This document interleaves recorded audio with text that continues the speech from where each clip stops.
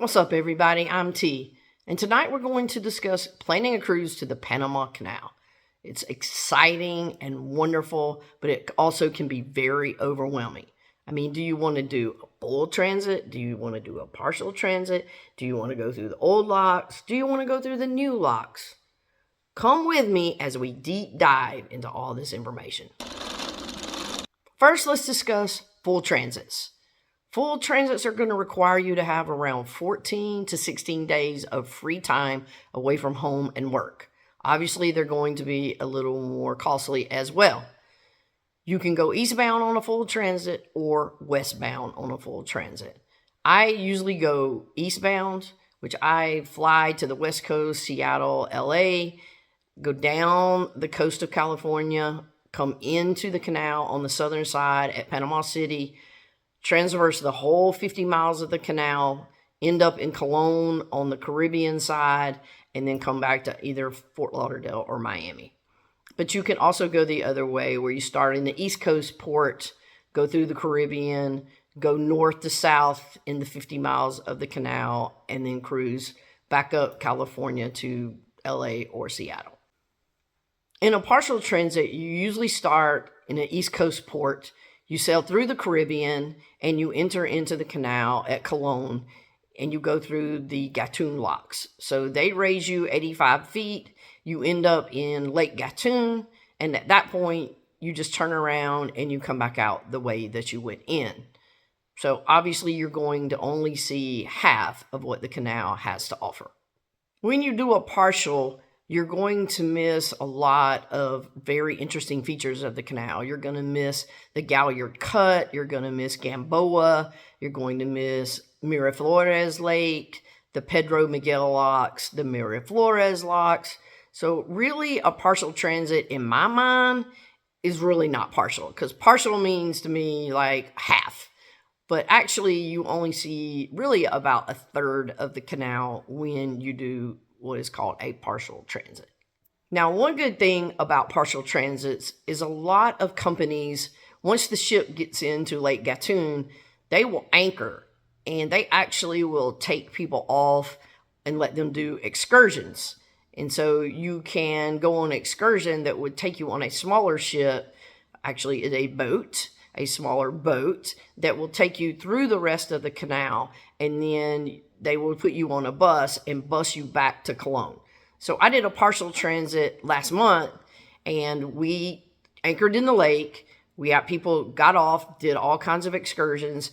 We turned around and came back out. They missed that part, and then they bussed back to Cologne, and we picked them up in Cologne at the end of the day when we came back out of the canal. So your other decision you have to make when planning a cruise to the Panama Canal is, do I want to go through the old locks or the new locks? And you say, well, what's the difference, Teresa? Thank you. I'm glad you asked.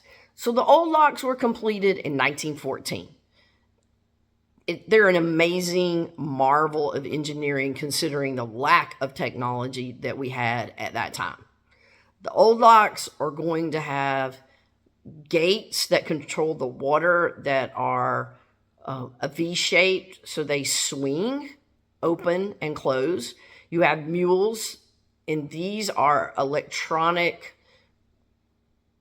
rail cars, if you will, and they connect to the ship with cables, and they actually guide the ship through the canal to keep it from banging on the sides. There's just like a lot of character and a lot of really neat things to see in the old locks.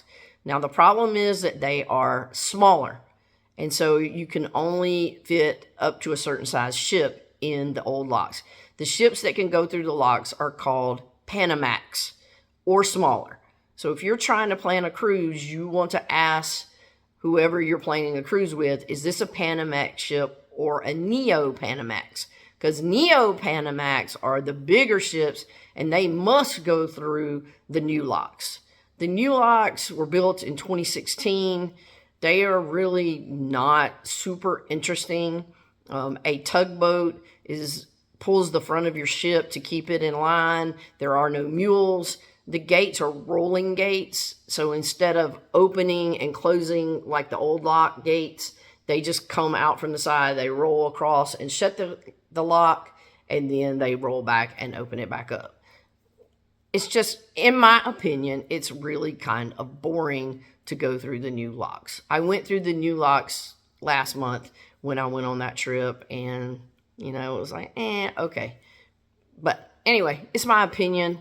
I much prefer the old locks to the new locks. So Panamax ships for the old locks, Neo Panamax. Neo means new, so you can remember that. Neo Panamax for the new locks. And those are the huge ships. So when you're planning, please ask your travel agent or whoever you're booking with what size ship that you are going on. So in conclusion, you have two things to think about when you're planning a cruise through the Panama Canal.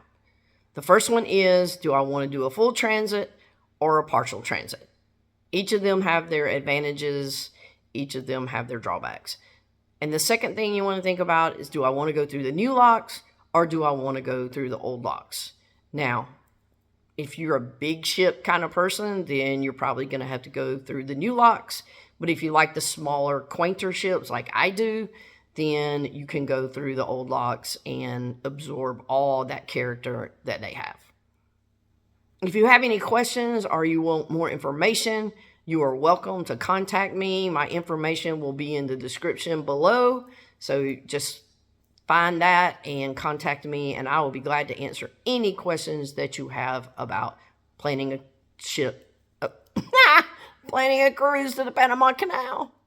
Thanks for joining my crazy self tonight. Stay tuned.